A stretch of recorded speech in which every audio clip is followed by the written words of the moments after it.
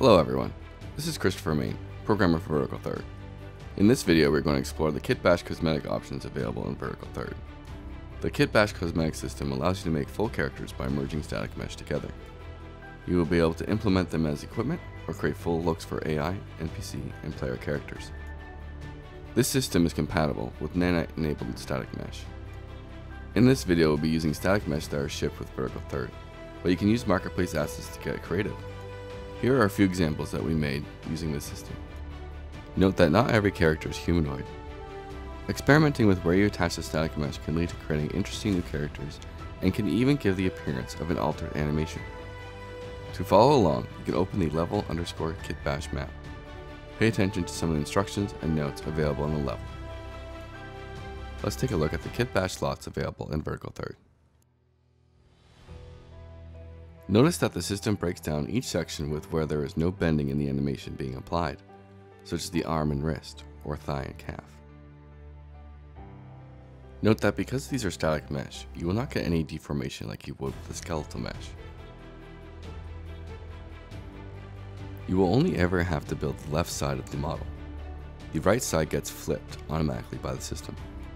They are still unique slots, and you can create asymmetrical looks.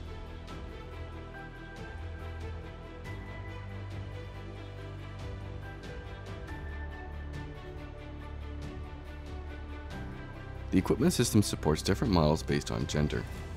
For the same helmet, you could have a different look for male, female, and non-binary models. VerticalThird currently has a base model for male and female, with a non-binary model planned for the future. These are the KitBash helper mannequins, and they will assist you in setting up your cosmetics. Movement of these mannequins has been locked, and they should never be moved. The left side mannequins are used to help position your items, so they appear appropriately.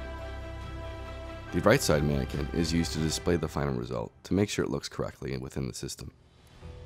Clicking on the mannequin will provide some options that appear in the details panel. You can change the opacity of the mesh to more clearly see what you're working on. As mentioned before, one of the reasons why you can't move these actors, there are specific sockets positioned and rotated to the appropriate way. When your static mesh are combined, these are used as the root, which will ensure they display properly when equipped. Once you finish designing your item and convert it to a static mesh, you can equip it on the mannequin to the right. In the details panel, there are slots to select your item and view the results. If it does not look right, you might need to make adjustments or ensure you've combined with the right socket.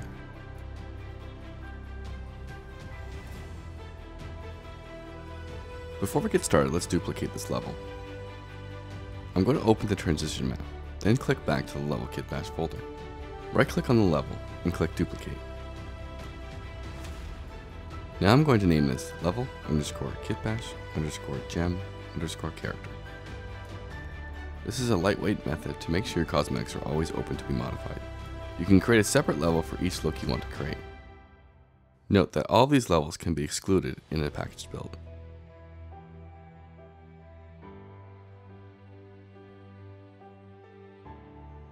Let's set up our windows with the content browser on the bottom, a details panel on the bottom right, and the outliner panel on the top right. I'm going to resize my windows a bit so we can see the full root name in the outliner window. I'm going to start by showing two styles of working. One will incorporate the default Unreal model, and one will exclude it. We can include the default model with our merge by duplicating the spare parts on the right side of the level. In this example, I'm clicking on the head and hitting Ctrl D to duplicate. Now I'm going to go down to Attach To and search Head, Idle, Female. Then finally click on the option available. Now that the head is attached, we can reset the location and the rotation with the button on the far right. The head will now perfectly pop into place. To be a bit more organized, I'm going to collapse all the folders in the outliner window. If we scroll down the folder list, VerticalThird has the static mesh folder with some primitives to choose from. As a reminder, you can use any static mesh, including marketplace assets, instead of these primitives. I can drag these into the scene and change the material. In the material slot, you can search T5 and scroll up for a few color options to appear in the search window. We can move them in place by the head as I start to form a helmet. Keep in mind I'm a mere programmer showing this as an example, so please judge kindly. With the first gem in place, I use Ctrl-D to duplicate the static mesh and create a trim for the helmet. A few usability notes are to make sure you have snapping off for scaling, moving, and rotating objects. This can be done in the top right corner of the viewport. The camera icon will let you change your move speed in the viewport. I pull out a diamond shape and scale it down for the top part of the helmet. This creates a shell-like shape. I see a tiny open spot in the back and use this as an opportunity for some programmer design flair.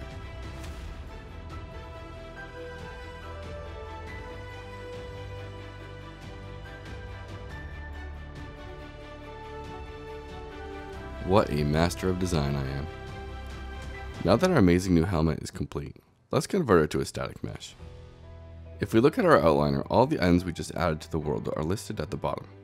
I click the top one and then shift click to the bottom to select them all. Now I'll repeat the attach method like we did before with the head. Right click and mouse down to Attach To, search Idle, Head, Female, and click on the option that becomes available. Now we can click on one of the helmet static mesh in the world and the outliner will pop to the correct location. The next is a very important step. We click only on the root attach in the outliner.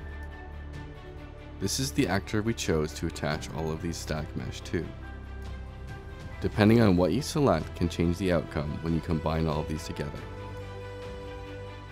With only the root attach selected, we can go to the actor menu at the top of the screen and select Convert to Static Mesh.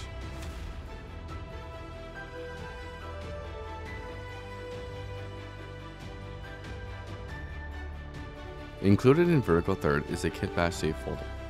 Let's rename our static mesh to kitbash_gem_character_head.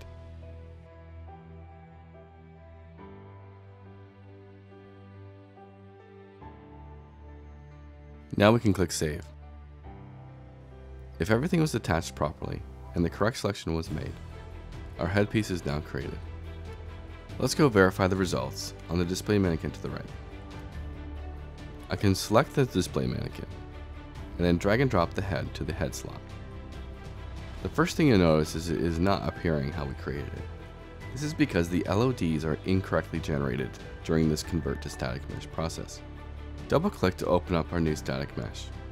You can see that all of the material slots are still saved, and you can change these at any time. I'm clicking into the top search bar and searching for LOD settings.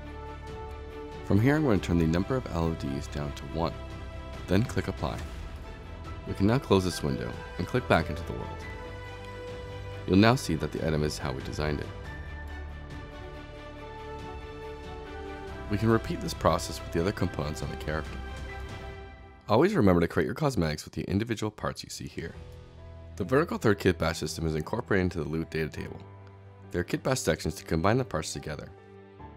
As an example, you will create the arm and wrist separately, but through the loot data table they'll be connected together.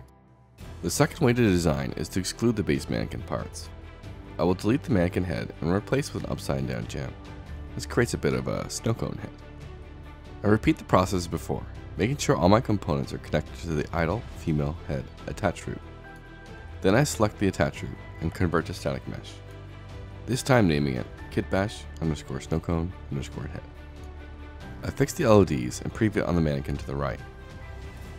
You'll notice that the default head is completely removed. You may need to change the opacity of the mannequin to see the proper results.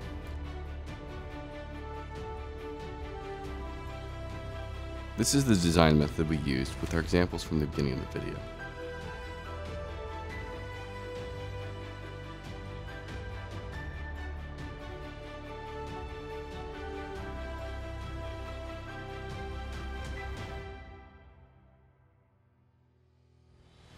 In this example, we created a headpiece, and we connected our components to the attach root for the head.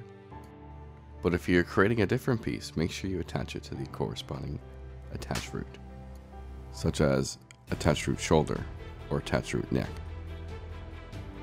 Now we'll take a look at how the KitBash system is integrated into the loot system. Click the 3 dots by the play button and make sure that new editor window is checked. Then we can click play.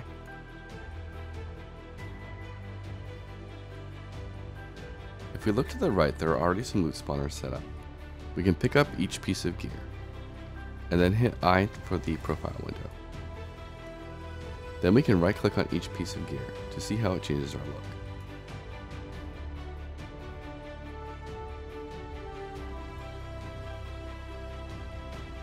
Note that you can hit the F8 key to enable mouse work, which will allow you to pan around your character. Using the mouse scroll wheel, you can zoom into your character.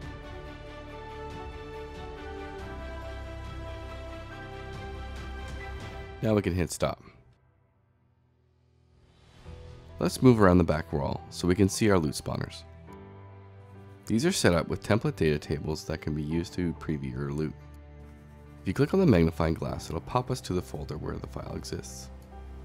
Note that there is a full video going over every option in the loot data table. For this example, we are only taking a look at the KitBash Cosmetic category. This can be found in the equipment category of the data table.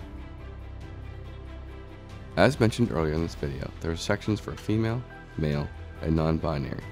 When equipping this piece of equipment, it will detect your gender and use the appropriate static mesh. Also notice that there are 4 slots in each section. Not every piece of equipment will use all 4 slots. In this example, the head is only going to use the top slot. Now we can scroll up to the appearance category. Let's drag our model to the static mesh section. This is what it looks like when it is spawned in the world. Note that you can change the scale and rotation on how it appears.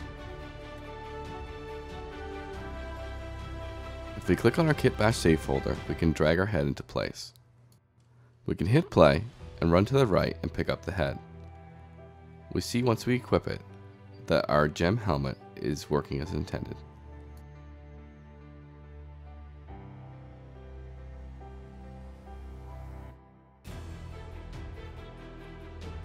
We can click stop now. Let's take a look at some of the other data tables. Let's take a look at the shoulders. We'll find the shoulder data table and click the magnifying glass again. If you open it up and scroll down to the KitBash section, you'll notice that it's using 2 parts of the data table. When there's a left and right component to a piece of equipment, part 01A and part 01B are the left side. Part 02A and part 02B are the right side. For shoulders, you can see we mirror the same static mesh on both sides. Now let's take a look at our wrist item. If we scroll all the way down, you'll see we use all 4 slots in this case. Part 01A is the left arm. Part 01B is the left wrist. Part 02A is the right arm, and part 02B is the right wrist. Now we can take a look at the chest. If we open this one up, you can see that we use 2 slots in the KitBash section. Part 01A is the chest top, and part 01B is the chest bottom.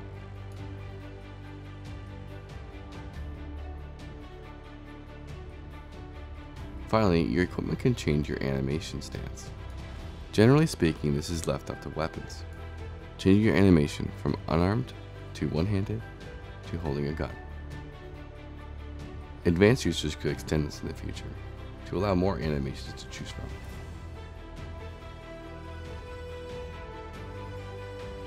The template folder and many other items in a database folder are great examples on how to set up your KitBash Cosmetics. While this video was a small sample, we have additional videos planned for the future that will complete a full look, hopefully without a programmer doing the visual design. This concludes our exploration on the VerticalThird KitBash Cosmetic system. If you have any questions or comments, please reach out to us through one of our social media channels or on our Discord server.